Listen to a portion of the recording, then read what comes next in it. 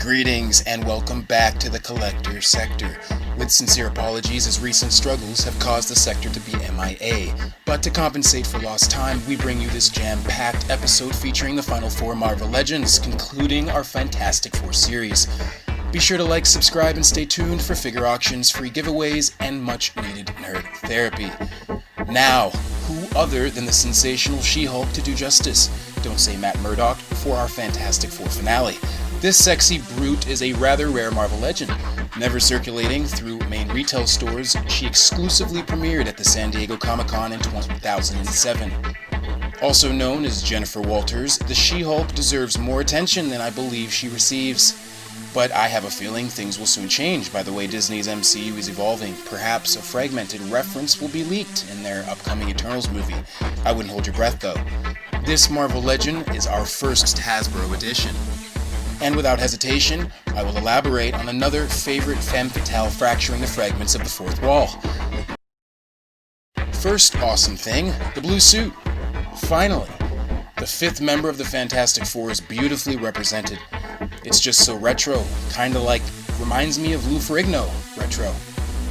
I love that they encouraged a more conservative look, really capturing the true essence of her alter ego. Jennifer's background is almost completely academic. As she attends the University of California, Los Angeles, or UCLA, Walters is a completely different animal when compared to her cousin Bruce Banner. She eventually becomes a prominent attorney, and of course this subtracts another cool point from Daredevil, but who's counting other than Ben? The figure includes a very well-designed business suit. Walters is commonly seen in, as well as a small black briefcase. There is unsurety to as if it opens, but I really don't care because I will probably never open it. Also, the sheer size of this figure perfectly demonstrates that the bulk isn't strength. But the Grey She-Hulk shatters that argument pretty instantly, so never mind. Speaking of her grey form, this version of Jennifer greatly increases her known strength, but simultaneously dulls her speech capacity, so my argument still stands. If I recall correctly, she actually led the A-Team for a short time, being an extension to Marvel's Secret Wars. Too bad its lifespan was so short. Perhaps if it wasn't, this might not be the same figure review.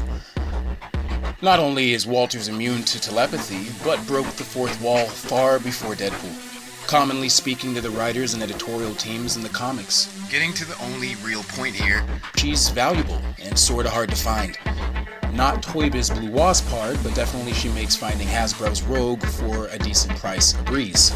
And I can guarantee you it will go up in value, especially once COVID kicks the can. So buy it, own it, and look at it because that's what collectors like us do.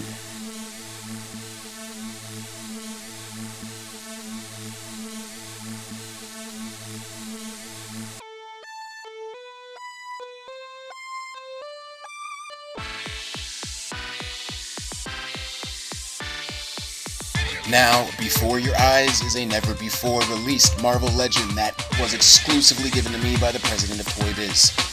Just kidding, but it is one of a kind, custom Invisible Woman.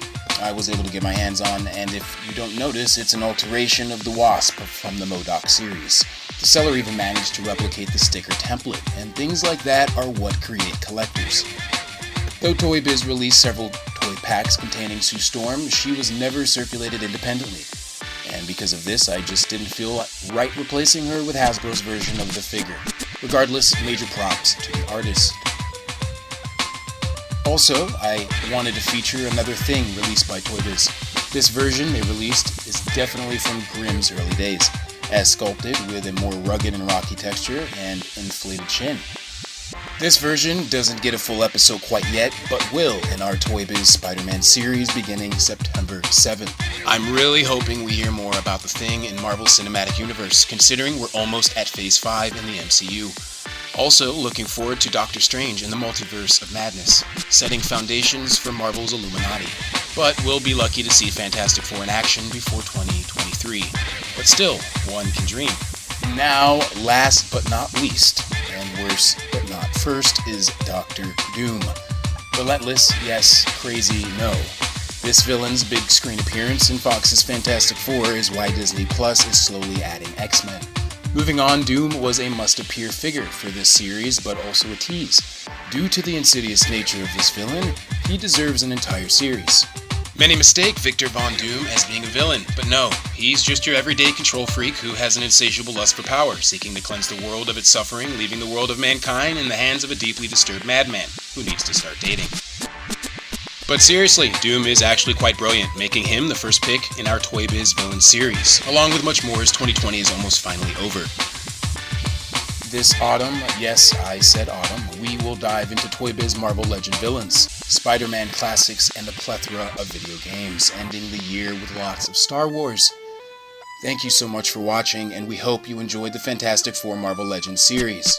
Be sure to leave a comment because starting Labor Day, it could win you our first free giveaway. So stay tuned for more info on how to win.